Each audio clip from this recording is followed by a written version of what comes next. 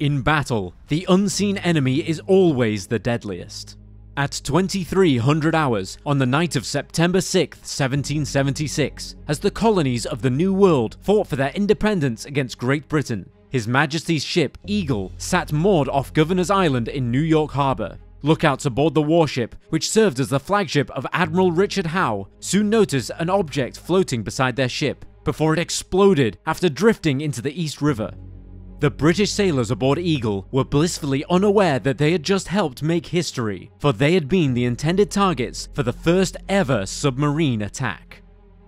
Lurking beneath the dark waters of the harbour that night was one Ezra Lee, manning the barrel-like hand-powered submersible, the Turtle, built by American inventor David Bushnell.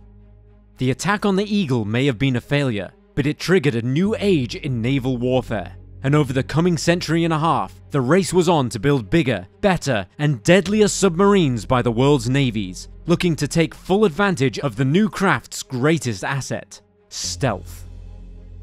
By the time Archduke Franz Ferdinand and his wife were assassinated in Sarajevo, Bosnia on June 28, 1914, triggering the Great War, underwater naval craft had evolved to take on the shape we have come to know them by today.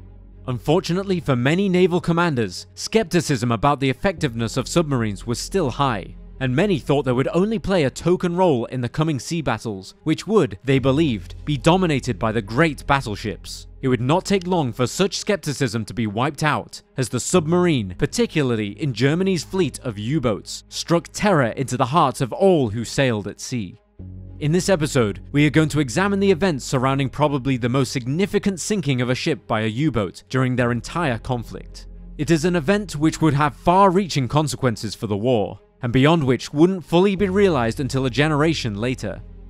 This is the story of the sinking of the RMS Lusitania and how it lit the path to war for the United States of America. Welcome to Wars of the World.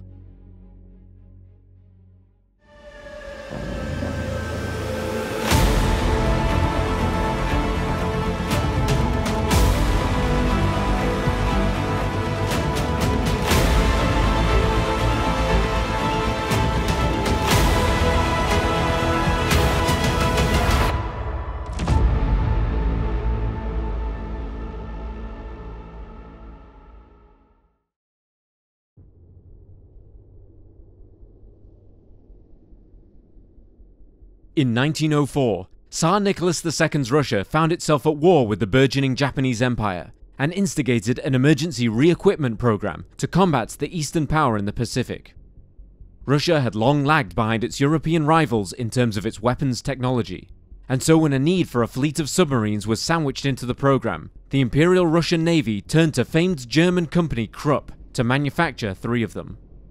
The 3 submarines became known collectively as the Karp class, and were 39.6 meters or 124 feet and 11 inches long, displacing 210 tons on the surface, and could dip to a dive of 29 meters or 96 feet, and had a range of 2,320 kilometers or 1,250 miles.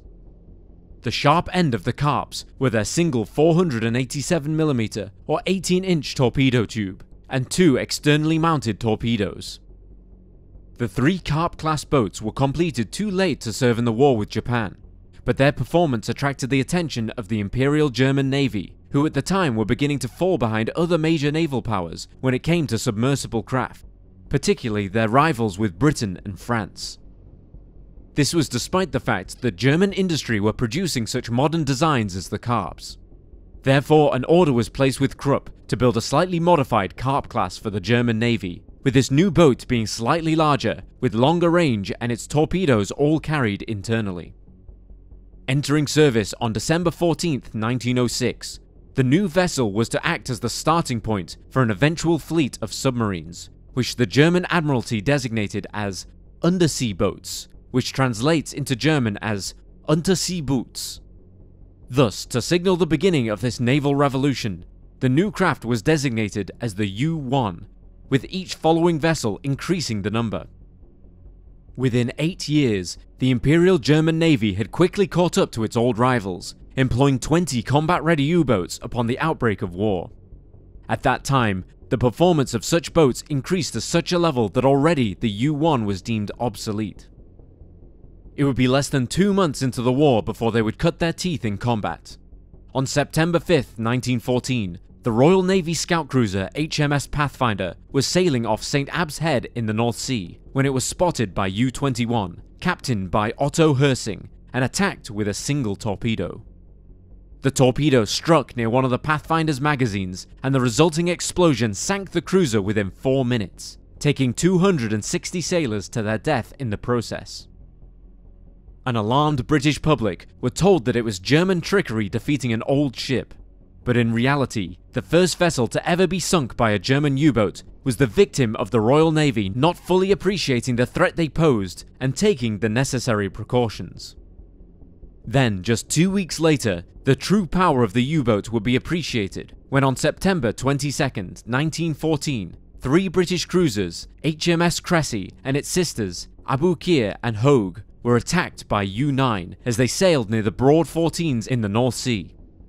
U-9, who was commanded by Captain Lieutenant Otto Weddigen, fired a torpedo which struck Aboukir.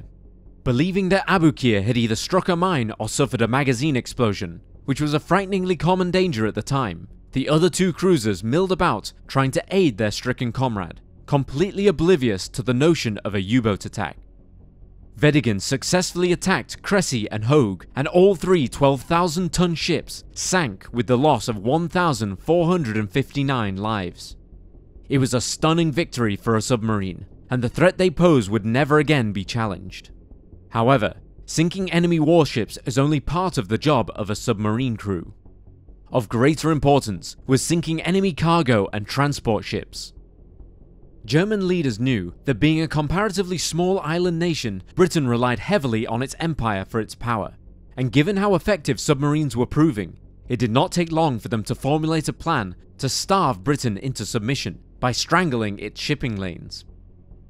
Britain was already blockading Germany at the time, and unable to match the Royal Navy's strength on the surface, the U-boats offered the ideal alternative.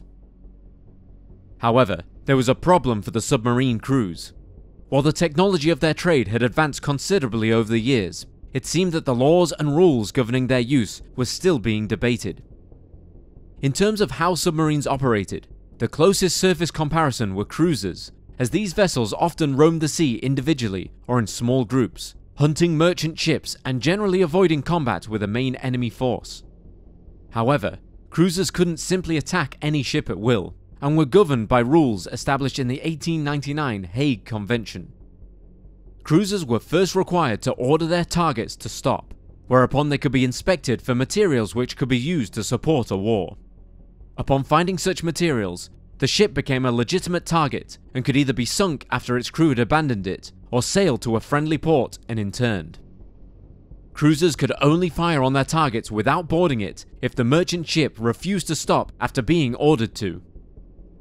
These were the rules, therefore, that U-boats were also expected to operate under, but this of course required them to surface in order to make their presence known, and to conduct a search which could take hours. When on the surface, a U-boat loses its greatest advantage, its stealth, and it becomes an extremely vulnerable target, which the British quickly took advantage of, developing the Q-ships, armed vessels designed to imitate merchant ships so they could fire and sink U-boats when they appeared. As such, German U-boats began attacking British and French ships at will if they suspected a ship to be in some way involved in the war without inspecting them first. This was a propaganda coup for the Allied powers, as it allowed them to demonize the U-boats to the neutral USA, whose public were largely indifferent to the war in Europe, or in some cases had sympathies with Germany, since the US had a large German population, as well as many leaders who viewed Britain and France as rivals, not allies.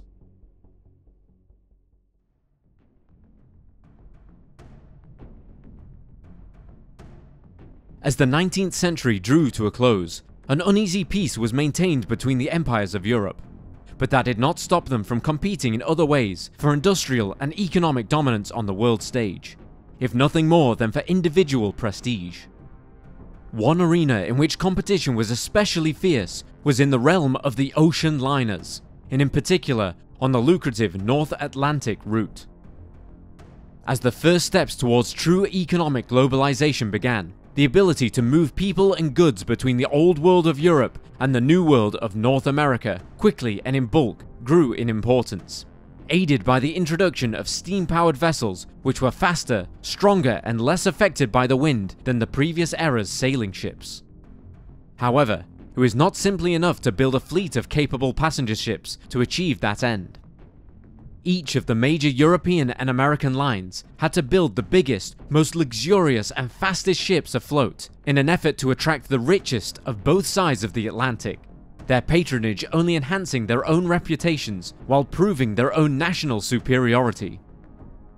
Two of the most prominent were the British White Star Line and the Cunard Line, both of whom built some of history's most famous liners. But while these vessels became known for their opulent first-class sections, the real money was in the transport of thousands of working-class families every year, going to the United States of America in search of a better life. It was at this time that the famous American banker J.P. Morgan set his sights on establishing a monopoly on the North Atlantic shipping market, and began accumulating shares and making investment deals with or simply buying out many of the companies engaged in such an enterprise. In 1902, J.P. Morgan's International Mercantile Marine Company acquired the White Star Line, and now he had his sights set on Cunard. It seemed that Cunard would go the same route as the White Star Line, as the company was losing money to increase competition from Morgan and the new German lines with their ultra-modern vessels. But rather than throwing in the towel, Cunard's owner Lord Inverclyde viewed the situation as an opportunity, approaching the British government for a loan to build two new modern liners which would keep the British flag flying across the North Atlantic. As well as national pride, Lord Inverclyde's main bargaining chip was the promise that, being government-subsidized vessels, they could be employed by the Admiralty for transporting troops, or even as armed auxiliary cruisers in times of war, which Cunard had undertaken for them recently during the Second Boer War in southern Africa. While Morgan had made similar promises in his bid to buy Cunard, Lord Inverclyde's argument held significantly more weight, and so a loan was granted in June 1903 to the tune of £2.6 million, nearly £241 million or $297 million in today's currency. To help fund their operating costs, the Royal Mail had granted the ships a contract for transporting parcels and letters. Additionally, to make sure that Cunard kept their end of the bargain with the Royal Navy, the Admiralty had a hand in the ship's design, guaranteeing they would meet their own needs should war ever come again. The two ships would take on the designation RMS, standing for Royal Mail Ship, given their role for the British postal system, and they were given the names Lusitania and Mauretania. Whilst finalizing the design for the twin ships, it was decided that they should adopt the more advanced steam turbine engines being designed and developed by engineer Charles Parsons. Parsons told Cunard that he could design engines capable of maintaining a constant speed of 25 knots, a very impressive figure for the day. However, Parsons' engines were a gamble to achieve such a feat, as the new liners would have the biggest turbine engines ever built up to that point, and they would have to produce over 70,000 horsepower. The biggest such engines built prior powered the Royal Navy's Invincible-class battlecruisers, and they churned out only 40,000 horsepower. With everything at stake, and with so much promise, the design committee agreed to use Parsons' engines. Construction began in 1904, and on June 7, 1906, the RMS Lusitania was officially launched by Lady Inverclyde, followed by its sister ship on September 20th that same year. Displacing 31,000 tons, the ships were designed to carry some 2,298 passengers, more than half of whom were third-class citizens, the transport of which was entrusted to 827 officers and crew.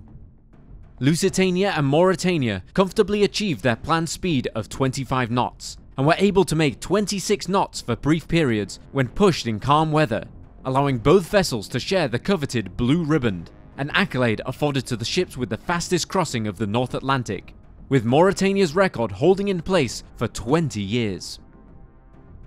The impending launch of the White Star Line's impressive new RMS Titanic had dented Cunard's prestige somewhat. However, the famous disaster which befell the Titanic and the stigma it placed on its sister ships meant that even as both of Cunard's ships had lost their impressive figures with the press, they remained highly admired by the public, particularly in Liverpool, England, and in New York in the USA, which they frequently visited.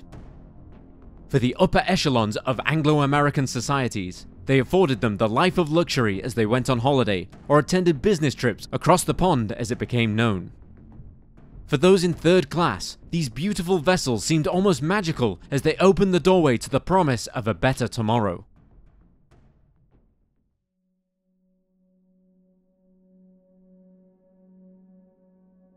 As Europe was set ablaze in the summer of 1914, Cunard's agreement with the British government was expected to be fulfilled, with both liners being taken on by the Admiralty as their great speed was highly prized. However, this wasn't to be the case. The great speed of these ships came at an enormous cost in coal for the steam engines. Around 37.6 tons of coal per hour. Acceptable in peacetime given Britain's vast coal industry, but not so much in times of war, when as much coal as possible was needed elsewhere to power an expanding Royal Navy and a British industry which was being retasked to produce and distribute weapons. As such, the Navy decided to hold off from requisitioning the liners, and allowed them to continue their regular duties, which obviously led to questions over the liner's safety to continue operating. Initially, and quite understandably, Cunard experienced a number of cancellations for their planned voyages in the latter quarter of 1914. But as the powerful Royal Navy appeared to be keeping German battleships and cruisers largely bottled up in port, or at least close to the German shore, it was decided that it was safe for the vessels to continue sailing. This is not to say that the ships weren't affected by the war. Ticket sales were still low, only barely enough to financially justify its voyages. Cunard had also ordered the ships to limit their speed to 21 knots, in an effort to reduce coal consumption as part of their contribution to the war effort. Although even at this speed, they were still one of the fastest ways to cross the North Atlantic. Even so, this was actually beneficial to Cunard, since it meant that Boiler Room number 4 could be shut down, allowing them to distribute the men assigned there to the other remaining boiler rooms, or even to other ships. This was crucial, as the company faced a dramatic shortage in experienced crew, as many of them left to join the Royal Navy to serve their country. Many of those who were taken on to replace them were lacking in experience, and more than one of the regular passengers noted the apparent fall in professionalism amongst them while they watched them carrying out their duties. Commanding the Lusitania was Captain Daniel Dow, who had previously commanded the Mauretania during the crossing in which it had earned the Blue Riband.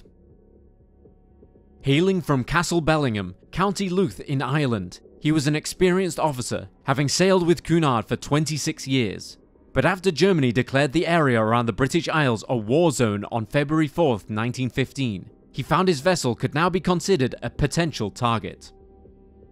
This pressure began to take a heavy toll on his mind and body during the crossings, and he was forever fearful of an attack by a U-boat, knowing that it could come without warning. This may have led to one of the more controversial incidents concerning the liner during this period. Under Captain Dow, the Lusitania departed New York on January 30th, 1915, bound for Liverpool. The ship carried a particularly important passenger, namely Colonel Edward Mandell House, one of US President Woodrow Wilson's advisors, who was traveling to war-torn Europe as part of an American brokered peace effort. Lusitania was thus at sea when the Germans made their declaration, and as the liner approached Ireland, Dow gave the order to take down the British flag and replace it with the American Stars and Stripes, hoping to fool any U-boat captain who might have spotted the ship through their periscope. Just how effective the ruse would have been had the Lusitania been spotted remains open to debate, as the vessel's fame and Cunard colours meant that its appearance was known to millions around the world. This same fame, coupled with the presence of House on board, meant that the incident was widely reported in every major newspaper on both sides of the North Atlantic. It sparked a formal protest from the United States, who felt that Dow had not only endangered actual American shipping, but had also undermined the peace effort by potentially dragging the US into the war. The British government rebuffed these claims, however, and issued a statement saying that Dow had taken the decision to demonstrate that neutral American passengers were on board, even stating that some American passengers had even demanded he do so. Reportedly, upon hearing that Britain had been declared a war zone by Germany, one wealthy US passenger had offered to buy the ship in order to legally make it American property, thus protecting it from attack. Regardless of the truth, this incident soured Anglo-American relations at a crucial time during which America was still committed to maintaining its neutrality. And when reports of other British ships doing the same came out, it led one American journalist to famously state that Britannia may rule the waves, but it also waives the rules. In the end, was this merely frightened sea captains taking measures to protect their otherwise defenseless ships from the underwater menace of the U-boats? Or was there something more insidious going on? It now seems that it may have been the latter. Britain's Lord of the Admiralty was an ambitious, boisterous, calculating, and some might say callous politician by the name of Winston Spencer Churchill, the same man who would later lead Britain to victory in its darkest hour in 1940. Churchill was adamant that every effort was to be made to bring the United States into the war, believing this would rapidly speed up Germany and the Central Powers' defeat. If the United States could not be seduced into joining the war against Berlin, maybe they could be coaxed or even dragged in. Even as London and Washington were arguing over the consequences of Dow's action, on February 12, 1914, Churchill sent a memo to Walter Runciman, the president of Britain's Board of Trade, in which he said, quote, "It is most important to attract neutral shipping to our shores in the hope specially of embroiling the United States with Germany. For our part, we want the traffic, the more the better, and if some of it gets into trouble, better still." End quote.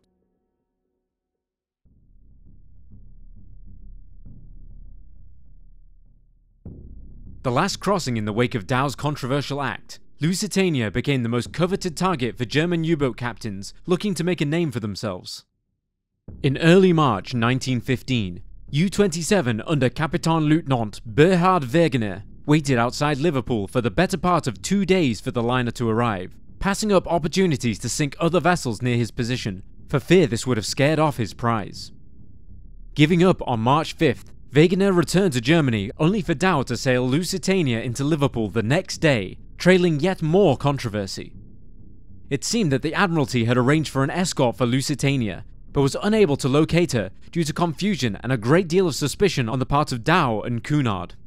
Communications made to both the company by telephone and the liner itself by radio were ignored and treated as though German spies were attempting to learn the ship's whereabouts, leaving Lusitania to complete the journey through the war zone unescorted. The Admiralty were furious, but had to accept some of the blame for a lack of a concise system of secure communication between the two parties, and that Lusitania was right to ignore the radio messages, since German U-boats could have intercepted them and learned of its position. A month later, the stresses of service during wartime proved too much for Captain Dow, forcing him to take sick leave. He was replaced by Captain William Thomas Turner, who, like Dow, had commanded both Lusitania and Mauretania, as well as Cunard's Aquitania. Under Turner's command, Lusitania departed Liverpool on April 17, 1915, arriving in New York on April 24th. It was the famous liner's 201st crossing of the North Atlantic, and as a precaution, Turner was ordered not to fly any flags in the war zone, while the ship's funnels and superstructure had been painted grey instead of the distinctive Cunard red, orange and black, to make the ship less visible. As the liner prepared to make its return trip, the German embassy in the United States found itself awash with queries from Americans who intended to travel to Great Britain aboard the Lusitania. They sought reassurances that Germany wouldn't target the Lusitania, but instead, the embassy issued a warning in over 50 American newspapers that Americans willing to travel on British ships did so at their own risk. To further hammer this point home, the warning was often printed next to adverts selling tickets for the Lusitania. However, the warning was denounced by many, including Captain Turner himself. Furthermore, many Americans were enraged by the threat, seeing it as being an affront to themselves, their neutrality, and common decency. This was indeed the opinion of one of the more prominent passengers on board, namely 37-year-old Alfred Vanderbilt, a wealthy New York businessman and sportsman who was traveling aboard Lusitania to attend a meeting of the International Horse Breeders Association. Before leaving with his valet, Ronald Denyer, Vanderbilt, who it was known couldn't swim, received a mysterious telegram warning him not to travel aboard the Lusitania, but he ignored it.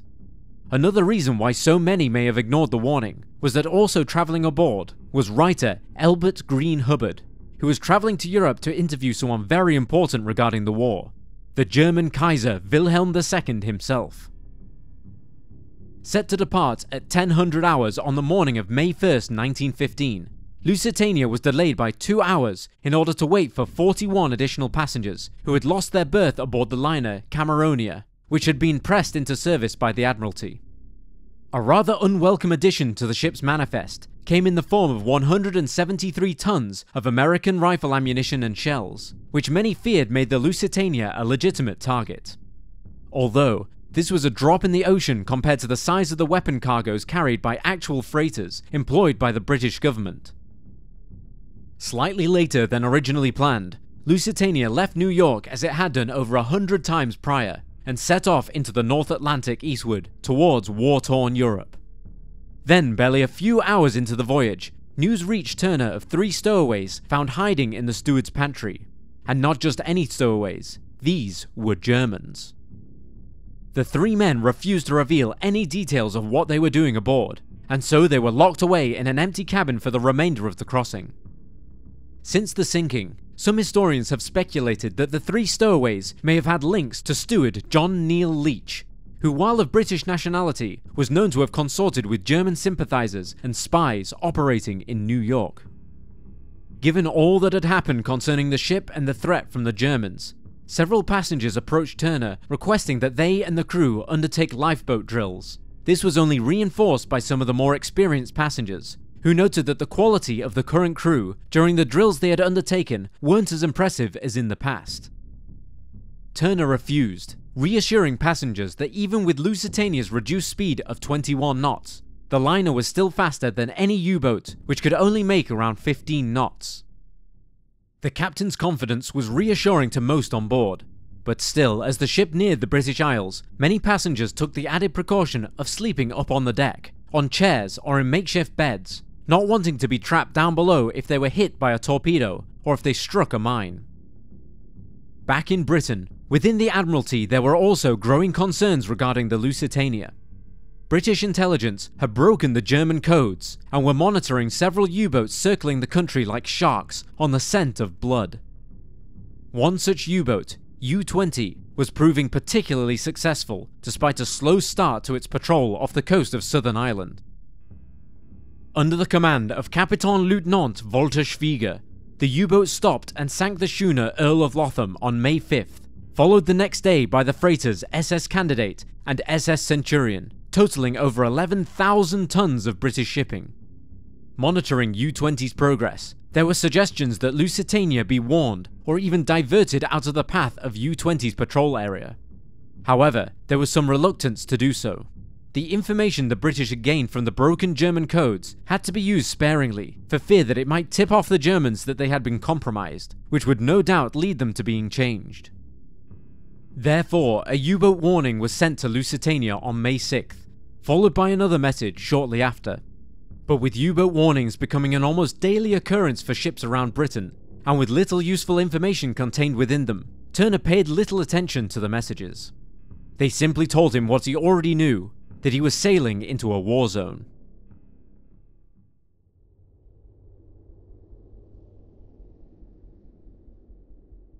On the morning of May 7th, 1915, passengers aboard the Lusitania awoke to the sight of the sea surrounding them, blanketed in a thick fog. Some took comfort in the fog's appearance, knowing that it would make them more difficult for a U-boat to spot, despite Turner having ordered the ship to slow to 15 knots now that they were south of Ireland and inside the German-declared war zone. Therefore, many were left perplexed when they heard the ship's foghorn blaring away, announcing the vessel's arrival. As the fog lifted, the Admiralty sent another U-boat warning to Lusitania at 1100 hours, which implied to Turner that German submarines were operating further south than usual, and so as a precaution, he altered course northwards to bring the Lusitania closer to the Irish coast. A second warning came at 1300 hours, which seemed to suggest to Turner that the Lusitania had passed the location of a known U-boat patrol, and therefore they were in the clear. However, this couldn't have been further from the truth, for lurking beneath the waves near their position was U-20. Kapitän-Leutnant Walter Schwieger first sighted the Lusitania at 1320 hours, while his U-boat was cruising on the surface, and so he immediately ordered the submarine to dive. Observing the liner through his periscope, his excitement soon turned to dismay as his mental calculations concerning his target's speed and direction revealed to him that he would be unable to get into position to take a shot before the liner steamed away. Schwieger was therefore forced to watch for 15 minutes as one of the most sought-after prizes amongst German submariners was about to slip through his fingers. At 13:40 hours, the Lusitania neared the old head of Kinsale in County Cork, where Turner was under orders from the Admiralty to pass the nearby ports at full speed to keep them clear and to avoid stalking U-boats, who were waiting for ships going in and out of the port. Turner knew that if he followed this directive, he would arrive at Liverpool ahead of the high tide, which meant circling for hours while he waited for the right water so that they could enter, during which time the Lusitania would be vulnerable to attack. Vulnerability was already on Captain Turner's mind, for the officers on watch were expecting a Royal Navy escort to have appeared that morning, but no friendly warships were seen anywhere nearby to shepherd them home. Before continuing on, Turner decided to make an accurate fix of the ship's position, and so at 13:45 hours, he altered course to 87 degrees east in order to get his bearing. This would be a decision which would seal his ship's fate.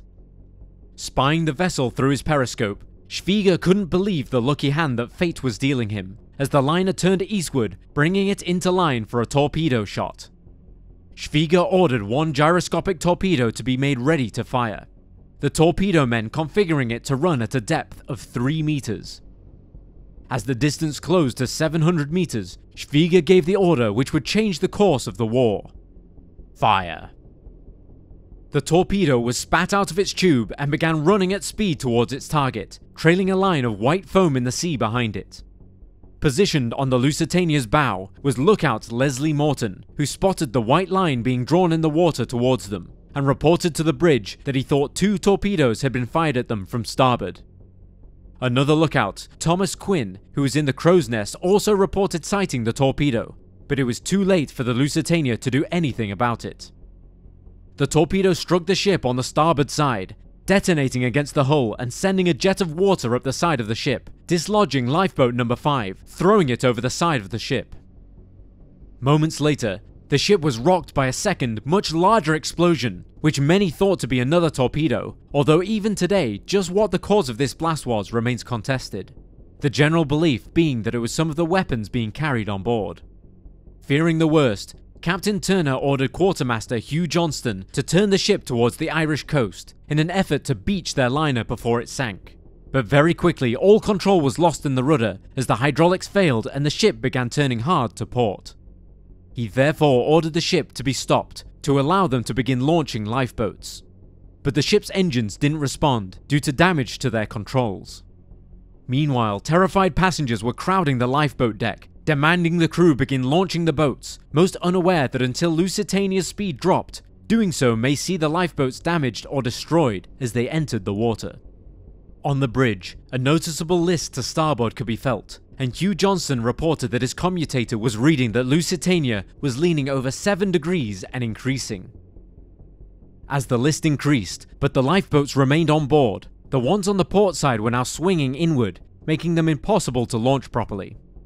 On the starboard side, the boats were swinging outward, meaning that once people began abandoning the liner, they had to leap an ever-widening gap with the cold sea beneath them. Some solace could be found in that nearby Queenstown had received a distress signal from the stricken ship, and fishing boats and trawlers were quickly scrambling to get underway and render aid. But this would take time, and as Schwieger noted as he watched through his periscope, the Lusitania was sinking much faster than he anticipated, having fired just 1 shot. Seeing that he had succeeded in sending the famous liner to the bottom, he decided to retreat and head home, confessing later to not having the heart to fire a second shot. The effort to abandon Lusitania was anything but orderly. While the port-side lifeboats couldn't be launched properly, the crew instead decided to cut them loose and then have them slide down the hull into the water, so that at least they were afloat and could have people swim to them. On the starboard side, at least 3 of the lifeboats had spilled their occupants overboard in the effort to lower them down to the water. Meanwhile, lifeboat number 18 was launched without orders from Captain Turner by passenger Isaac Lehman. The disorganized lowering resulted in the boat swinging back into the ship, crushing several passengers to death, including 2 sisters. As the chasm between the Lusitania and the lifeboats grew as the ship's list increased, deck chairs were used to create a bridge between the last few boats. As water continued to fill the ship, the list momentarily corrected itself, giving some on board a false sense of relief that the worst was over. However, the ship continued to sink. Captain Turner stayed on the bridge coordinating his crew as best as he could until the water started to reach him there, after which he ordered Hugh Johnston to save himself. Turner left the bridge but remained with his ship, last being seen trying to keep ahead of the approaching water for as long as possible, until, along with the last sight of his ship, he disappeared beneath the waves. It had been just 18 minutes since the torpedo had struck the ship.